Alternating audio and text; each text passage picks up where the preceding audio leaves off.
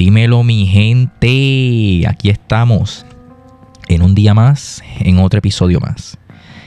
El tema de hoy va a ser bien controversial para muchos y sobre todo un tema agitado, porque hoy vamos a hablar del dinero y cómo nuestra relación con el dinero refleja ciertas cosas sobre nosotros mismos, porque el dinero, aunque no lo creamos, es un espejo de nosotros mismos. De hecho, nuestra situación económica es un reflejo de nosotros mismos, y hoy quiero discutir eso y por qué a la población en general le cuesta tanto entender eso, porque la diferencia entre la riqueza y la pobreza, aunque no lo parezca, es más mental que otra cosa. Y ojo, aquí no quiero ser tomado por estúpido.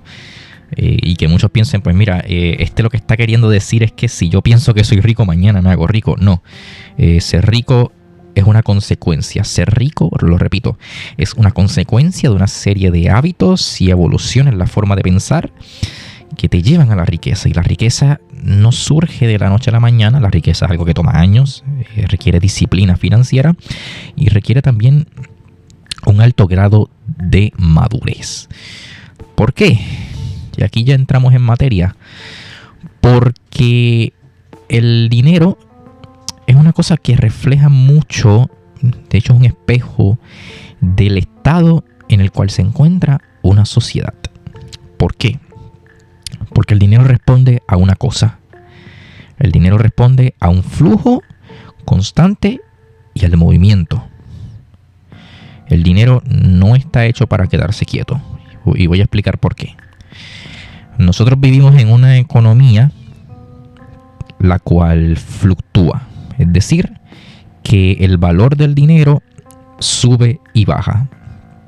Es decir, cuando uno se mete un poquito más al mundo de las finanzas y uno quiere trabajar con acciones, bonos, dividendos, etcétera, uno se da cuenta que las tasas de interés fluctúan y que el valor de una moneda fluctúa. ¿En base a qué fluctúa el valor de una moneda? En base a qué tanto se está usando o se está reclamando esa moneda. ¿Por qué? Simple y sencillo. Si yo soy una empresa china y por algún motivo yo quiero comprar dólares, pues obviamente yo necesito ver cuál es el valor del dólar en ese momento para yo decir, pues caramba, ¿me conviene comprar dólares o no? ¿En base a qué se dicta eso? Bueno, en cuanto está la demanda del dólar. Es decir, si muchas personas y muchos países están comprando dólares y adquiriendo dólares estadounidenses, pues obviamente el valor de esa moneda se incrementa. Por ende, yo necesito, en el caso de que yo sea chino, yo necesito más cantidad de yenes para comprar un dólar. Ahora, si el valor del dólar por X o Y razón disminuye y pocas personas o menos cantidad de personas están reclamando y comprando dólares, pues el valor de la moneda disminuye. Por ende, yo necesito menos yenes para yo comprar un dólar. ¿Cómo se refleja esto en la economía de los simples mortales? De la gente común, como ustedes y como yo, mi gente. Simple y sencillo.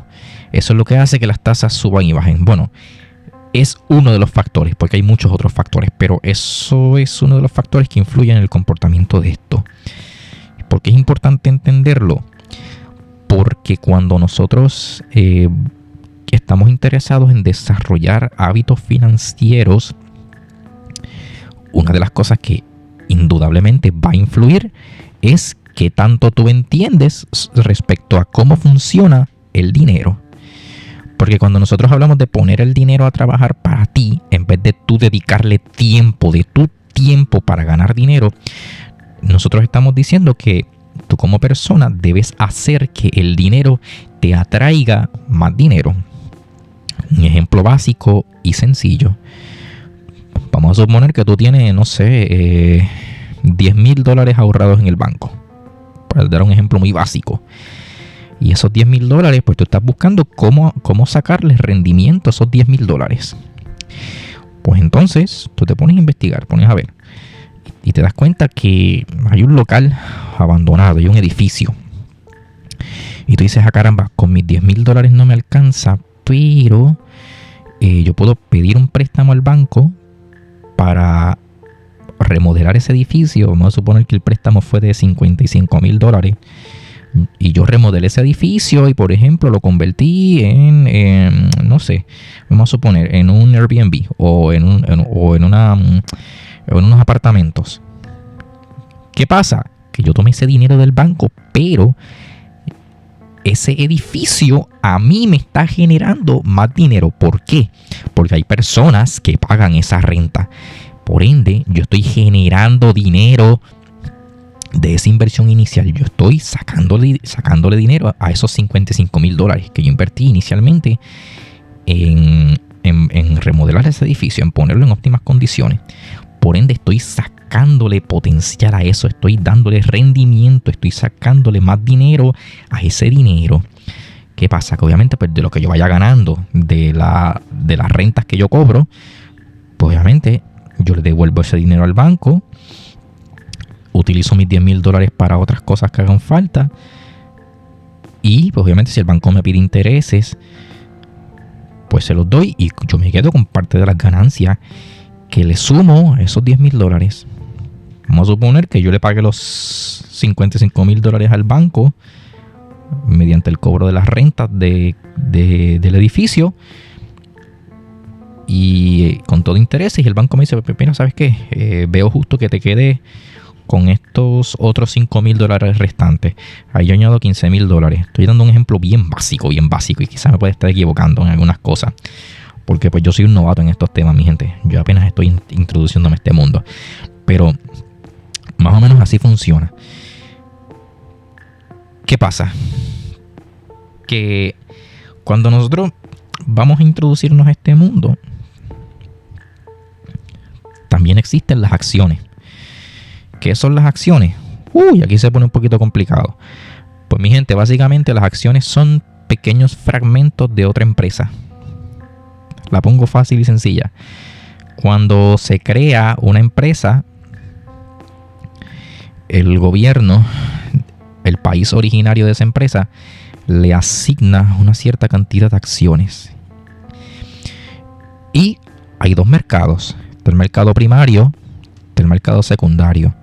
En el mercado primario, obviamente solo participan personas muy ricas con alto poder adquisitivo, porque esas primeras acciones iniciales se venden bien caras, muy caras. Estamos hablando de $50,000 para arriba, porque son las primeras acciones, se venden muy muy caras. ¿Qué pasa? Que al principio esas acciones pues prometen mucho, prometen generar muchas ganancias. ¿Por qué? Porque el valor de las acciones se ve influenciado y reflejado por el estado de la empresa. Es decir, en pocas palabras, para que lo entiendan, si a una empresa le va bien, vende buenos productos, tiene buena promoción, tiene mucho auge, mucho crecimiento, tanto a nivel económico, comercial, de promociones, etcétera, pues obviamente esa empresa aumenta su valor. Esa empresa aumenta su valor y por ende, como aumenta su valor, el valor de los fragmentos, de las acciones de esa empresa aumenta. Es decir, vamos a suponer que yo compré una acción por $100 o por $500 y ahí estamos entrando ya en el mercado secundario. ¿Por qué? Porque en el mercado secundario pues las acciones se venden mucho más baratas, porque las personas que inicialmente las adquirieron en el mercado secundario pues ya las vendieron, porque ya ellos no le ven tanto valor. Pero a lo mejor hay otro grupo de personas, porque bien lo dice el dicho, lo que es chatarra para unos es tesoro del otro, que sí le ven valor. Ellos las venden a otra persona, la acción cae en este mercado secundario, tú la compraste por $500 y vamos a suponer que esa acción que hoy tú compraste por $500, un mes después termina valiendo $800, porque la empresa le va bien, la empresa creció. Ahí tú tienes dos opciones: o sigues esperando a ver si la acción aumenta su valor, o la vendes y le lograste sacar unos pocos dólares a esa acción. Si no me equivoco, son $300 que le lograste sacar. Y así más o menos funciona esto entre mercado secundario y primario. Voy a dejarlos un momentito con nuestro asistente. exactamente ahí es donde empieza la parte más interesante de la conversación, mi gente. Porque cuando uno entiende ese ejemplo, se da cuenta de algo que muchas veces nadie nos enseña. El dinero, por sí solo, no tiene inteligencia. El dinero no decide a dónde va. Quien toma las decisiones eres tú.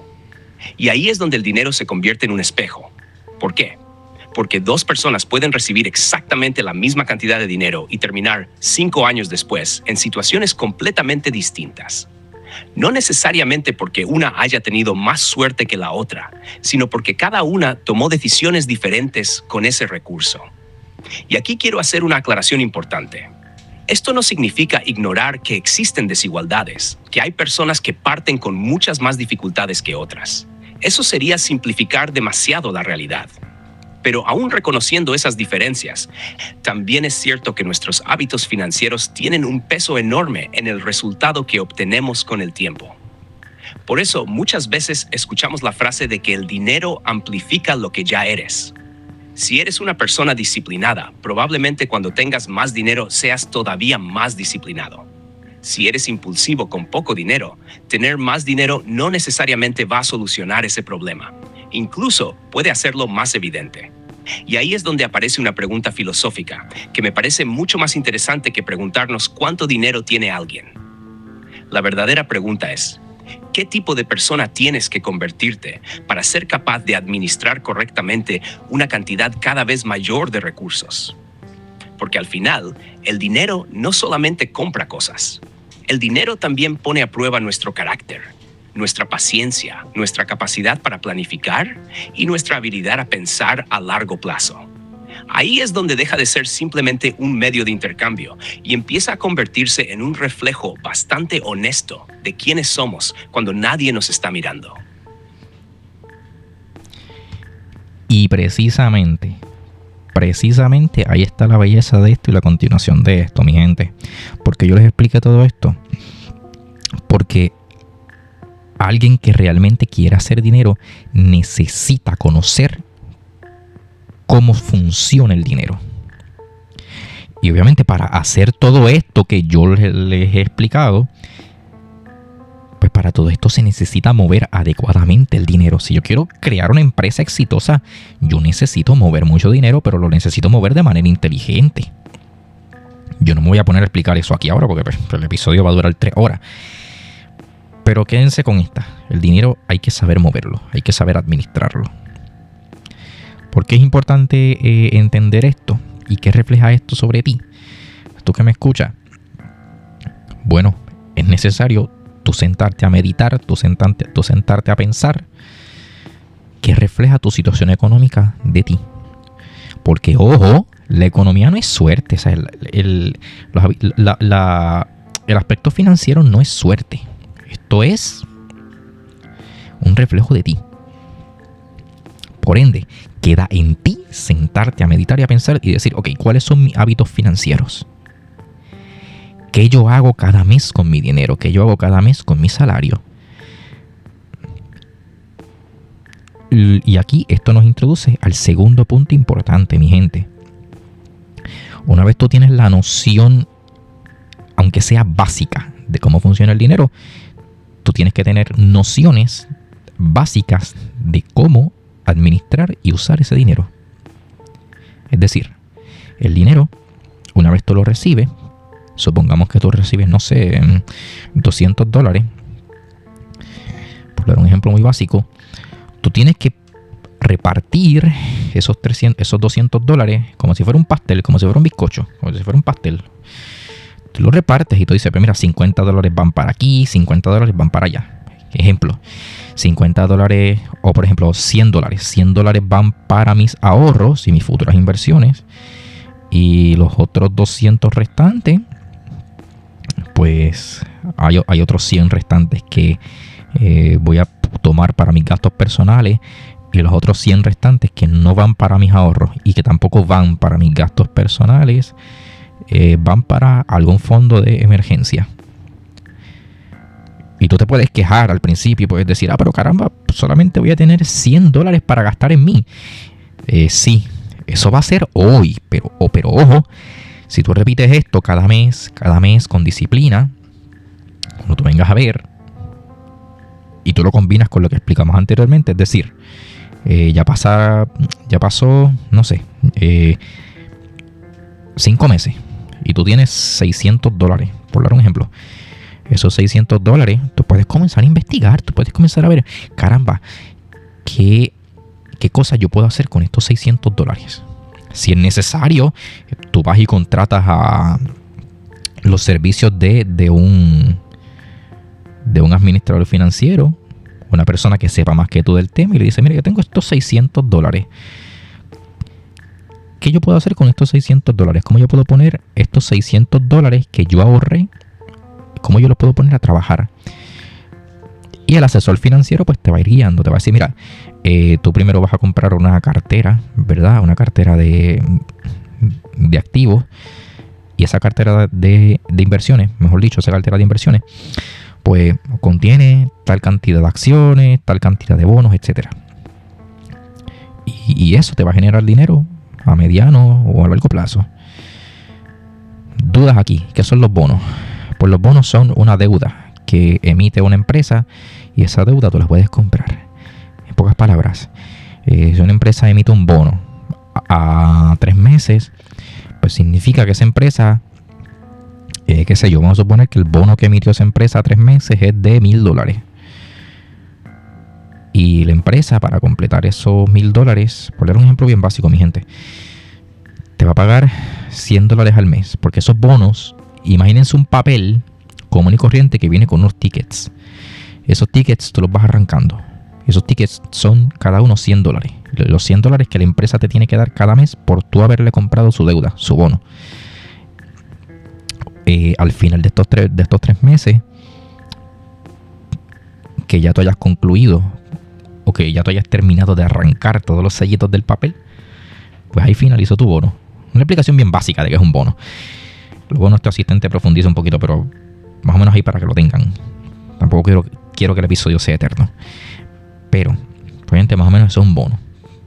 Y un asesor financiero pues te va a administrar qué bonos y qué acciones comprar y cómo hacerlo y cuándo hacerlo.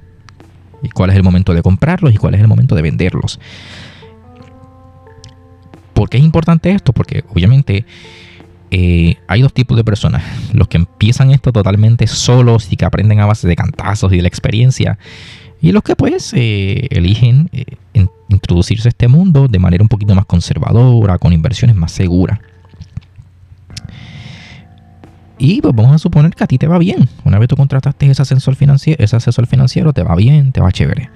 Lograste hacer, por ejemplo, le lograste sacar $1,000 a esos 600 que habías gastado inicialmente en comprar esa cartera de inversiones. Y pues en esa cartera tú vas vendiendo y vas comprando. Vas vendiendo acciones, vas comprando otras acciones, vas vendiendo bonos o vas comprando otros bonos o vas finalizando otros bonos, etcétera. Para hacer esto efectivamente, pues lo que dije anteriormente, hay que repartir el dinero. ¿Qué pasa? Que también cuando nosotros administramos adecuadamente la partición del dinero, es decir, decimos esta cantidad va a ir para allá, esta cantidad va a ir para acá, nosotros tenemos un control de lo que pasa con nuestras finanzas.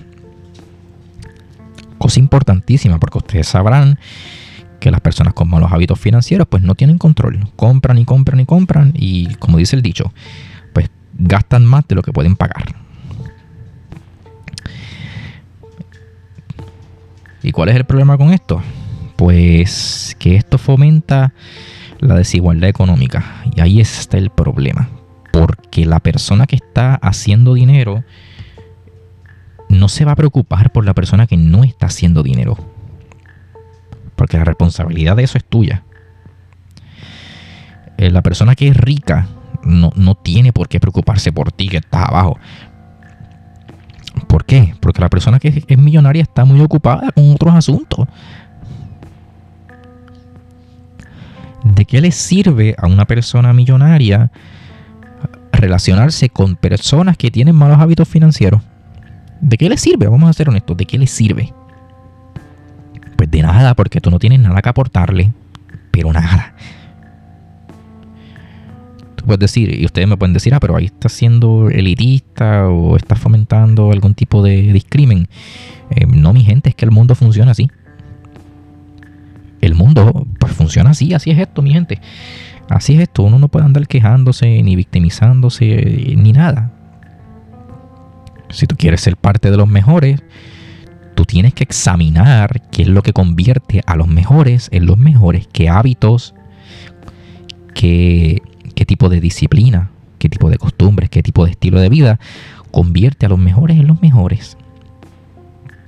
Y hazte esa pregunta. Una persona que está a ese nivel quisiera tener una conversación conmigo.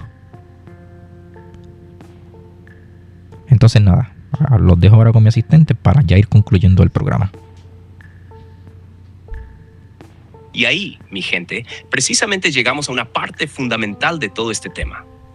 Porque cuando hablamos de dinero, muchas personas piensan inmediatamente en números, en cuentas, en inversiones, en bancos, en empresas. Pero muchas veces se nos olvida que detrás de cada decisión financiera hay una persona tomando una decisión. Y ahí es donde el dinero vuelve a convertirse en un espejo. Porque la administración del dinero no solamente habla de cuánto ganas, también habla de cómo piensas, cómo tomas decisiones y qué tan capaz eres de pensar en el futuro. Una persona que no tiene ningún tipo de planificación financiera muchas veces vive reaccionando al presente. Cobra dinero, lo utiliza, aparece otro gasto, vuelve a cobrar, vuelve a gastar y entra en un ciclo donde nunca tiene la oportunidad de construir algo a largo plazo. Y ojo, esto no significa que una persona que tenga poco dinero sea irresponsable. Hay personas que trabajan muchísimo y aún así tienen dificultades económicas por muchas razones. Salarios bajos, emergencias, problemas familiares, situaciones externas. La realidad económica de una persona tiene muchos factores. Pero precisamente por eso es tan importante entender qué cosas sí podemos controlar. Porque si tú no sabes dónde está yendo tu dinero, entonces tu dinero está tomando decisiones por ti. Y aquí entra un concepto que me parece bien interesante, la diferencia entre consumir y construir. Porque consumir no es necesariamente malo. Todos necesitamos disfrutar la vida. Todos necesitamos comprar cosas, descansar, entretenernos.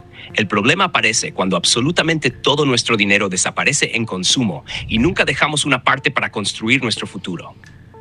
Porque una persona que solamente consume está comprando satisfacción inmediata. Pero una persona que construye está pensando, ¿qué puedo hacer hoy para que mi yo del futuro tenga más oportunidades? Y ahí aparece una diferencia enorme entre ambas mentalidades. Una persona puede recibir $500 y gastarlos todos. Otra persona puede recibir esos mismos $500 y preguntarse, ¿cómo puedo utilizar, aunque sea una pequeña parte de esto, para crear algo más grande? Esa diferencia parece pequeña en un día, en una semana o incluso en un mes. Pero cuando hablamos de años, cuando hablamos de décadas, esa pequeña diferencia puede cambiar completamente el resultado. Y aquí quiero dejar una pregunta para la audiencia, porque creo que conecta perfectamente con el tema del episodio. Si alguien pudiera observar durante un mes completo cómo utilizas tu dinero, sin escuchar tus palabras, solamente viendo tus decisiones, ¿qué creería esa persona que es importante para ti? Porque al final, nuestras prioridades no solamente se reflejan en lo que decimos, también se reflejan en dónde ponemos nuestros recursos, nuestro tiempo y nuestra energía. Y ahí está el último punto que quiero yo tocar en este episodio como último punto. Es importante entender que mucho de esto se define en base a las decisiones que nosotros tomamos. Mi gente, yo sé que hay muchas causas por la cual una persona puede terminar donde está. Hay muchas causas, pero ojo, hay que uno aprender a observar entre causas y hábitos. Hay que distinguir entre causas y patrones. Cosa importante de hacer esa distinción de causas y patrones. Y eso es algo que está a responsabilidad nuestra, by the way. Eso es una responsabilidad nuestra. Nadie la va a hacer por ti. Y aquí voy a decir una verdad un poquito dura, pero es una verdad. Y es que necesito que entiendan algo. Cuando tú creces, lo que tú eres depende de ti. ¿Por qué? Porque cuando tú eres niño, pues obviamente la sociedad tiene la obligación de ayudarte, de protegerte, de cuidarte. Las personas de tu entorno te cuidan, te miman, te aman y te quieren porque tú eres un niño. Cuando eres un adolescente también, pero ya las personas lo hacen desde otra perspectiva porque pues tú estás creciendo. Y por ende recibes ese amor incondicional. Porque eres un niño o eres un adolescente. Pero cuando ya tú eres un adulto, ahí la cosa cambia. Ya la gente te percibe de otra manera.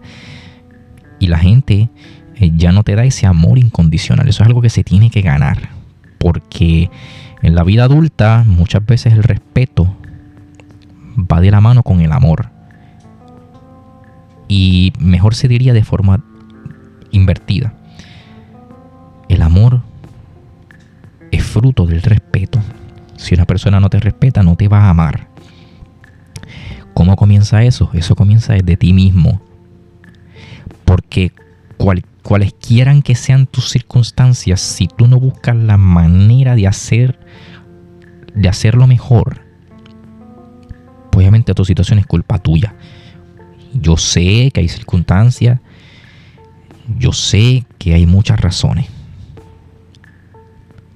pero es responsabilidad de todos nosotros, de todas las personas que conformamos esta sociedad y de todas las personas que somos partícipes de esto que llamamos humanidad, solucionar los problemas que nos traiga la vida de la mejor manera que podamos y de la mejor forma que nos permita nuestro entorno, nuestra situación y nuestras posibilidades.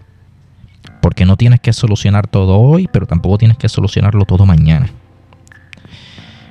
Todo va a su tiempo, mi gente, y esto requiere de disciplina y de buenos hábitos.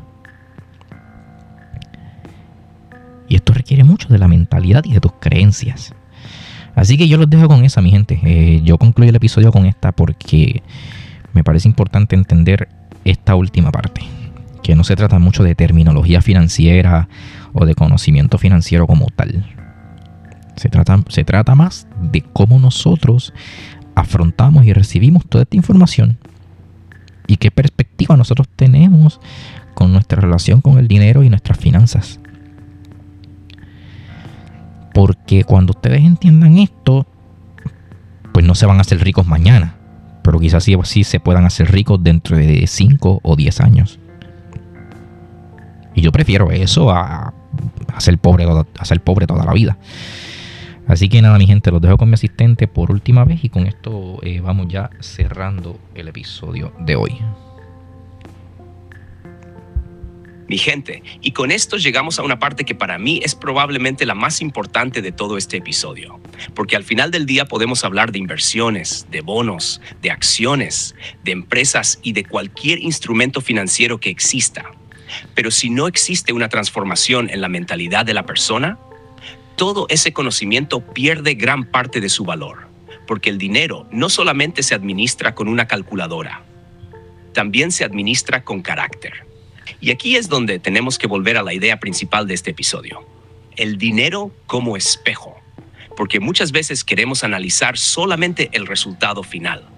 Vemos a una persona que tiene una buena situación económica y pensamos, esa persona tuvo suerte, esa persona nació con ventajas, esa persona simplemente tuvo oportunidades.